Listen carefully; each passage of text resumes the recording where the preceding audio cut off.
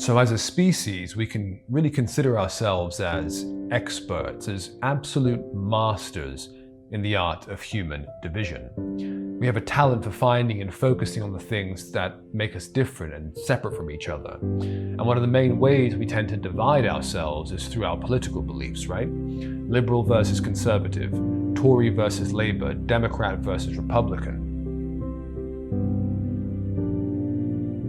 We're constantly arguing over who's right and who's wrong. If we're conservative, then by definition we're interested in conserving. So we're focused on maintaining and nurturing what we've already got. The focus is on keeping things in a familiar and orderly way that limits the amount of potential for danger, so they like tradition, family, nation, and borders that keep danger out. They don't like gay marriage because it's not traditional. They don't like immigration because it could let threatening people into the country.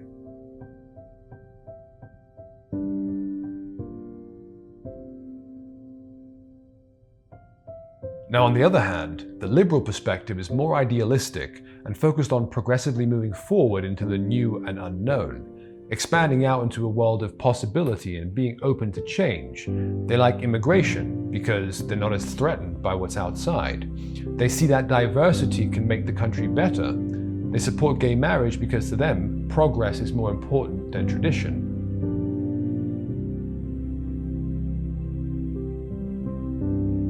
So, which one's right? Both perspectives say that it's because of pure reason and facts that they hold on to their specific political outlook. But if that were the case, if politics was factual and scientific, then by now a single truth would have come to the surface and the debate would be over. But that hasn't happened. You see, it turns out that facts and evidence aren't the real reasons behind why we see the world through a particular political perspective, but instead, it comes down to factors that are seriously out of our control, like psychological makeup and maybe even our genes.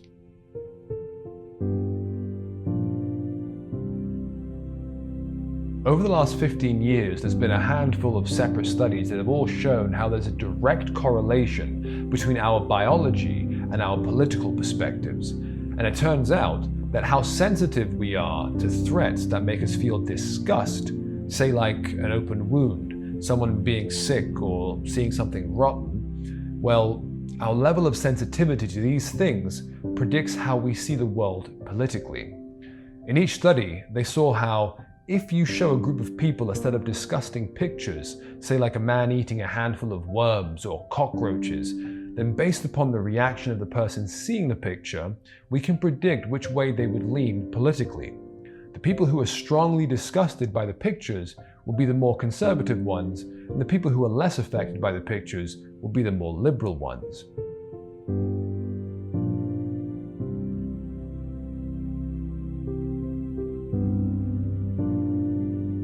So the idea here is that if you're easily disgusted by something, then you naturally like to keep things clean, organized, and separated to avoid any kind of contamination. Whether it's eating food off the ground or people moving in from a different country, you want to keep a distance from something that you consider to be a potential threat.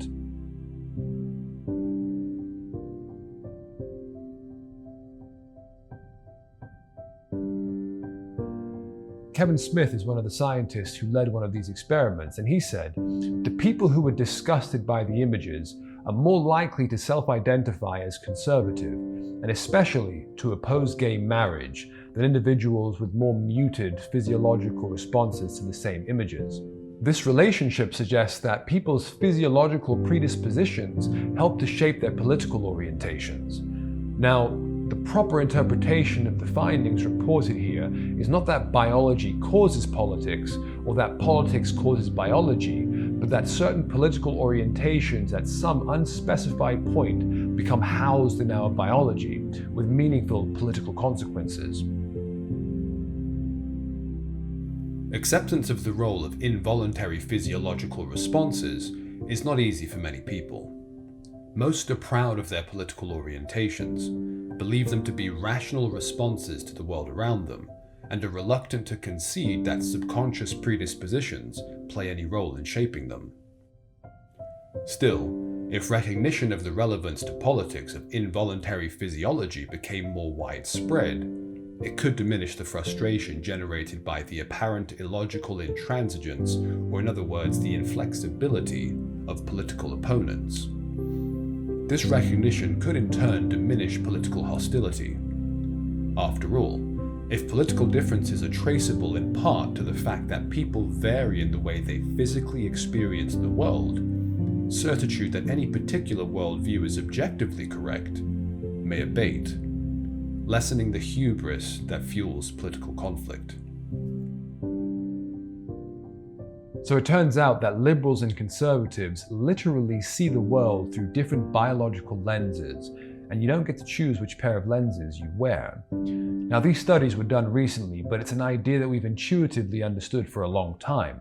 Nearly 100 years ago, Edward Bernays, the founder of public relations, who was a master at influencing public opinion, he was even named one of the most influential Americans of the 20th century because of it, well, he realized that we may sincerely think that we vote the Republican ticket because we have thought out the issues of the political campaign and reached our decision in the cold-blooded exercise of judgment. The fact remains that it is just as likely that we have voted the Republican ticket because the Republican platform contains a declaration of principle, no matter how vague, which awakens profound emotional responses within us.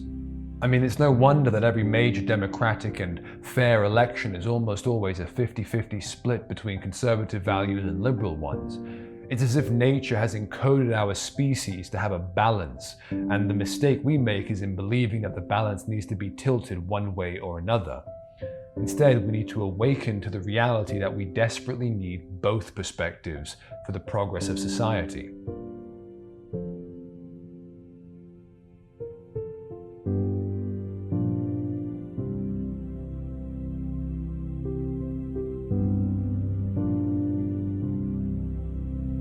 I mean, without the liberal perspective pushing society forward, our societies would start to atrophy like a muscle that's been wrapped in a cast for too long. Societies wouldn't grow strong, evolve, and move forward.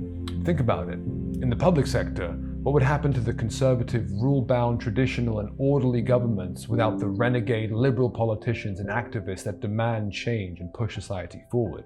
In our economies, what would happen to the conservative, well-structured, and rule-bound world of business without the renegade liberal entrepreneurs that build our future?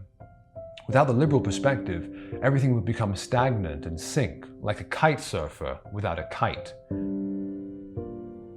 But as much as the conservatives rely on the liberal mindset to move forward, the liberals owe a lot to the conservative mindset for giving them the safety, the grounding, and the stable platform that they can operate on and propel themselves from. Now, without the conservative perspective, literally conserving what already exists, we wouldn't have the rules and the laws that protect us from danger. We wouldn't have the infrastructure or legal systems that serve as the foundation for artists and entrepreneurs to build on.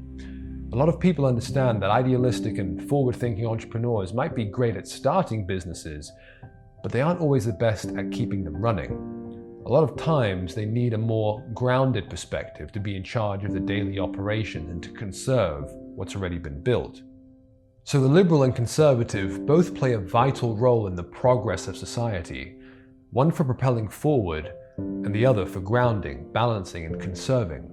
Just like a windsurfer needs both a kite and a surfer to move forward, if we only have the kite, it flies off uncontrolled and eventually crashes. But if we only have the surfer, we stop moving forward and sink. We need both. And the line connecting the surfer with the kite is a line of dialogue, communication, and understanding that both perspectives are equally as important and equally as necessary.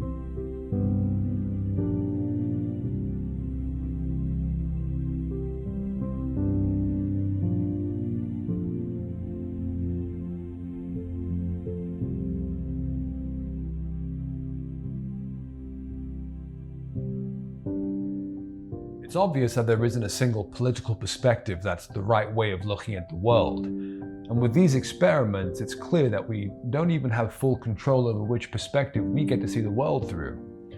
So whether we're liberal or conservative, there's truth and necessity in both perspectives.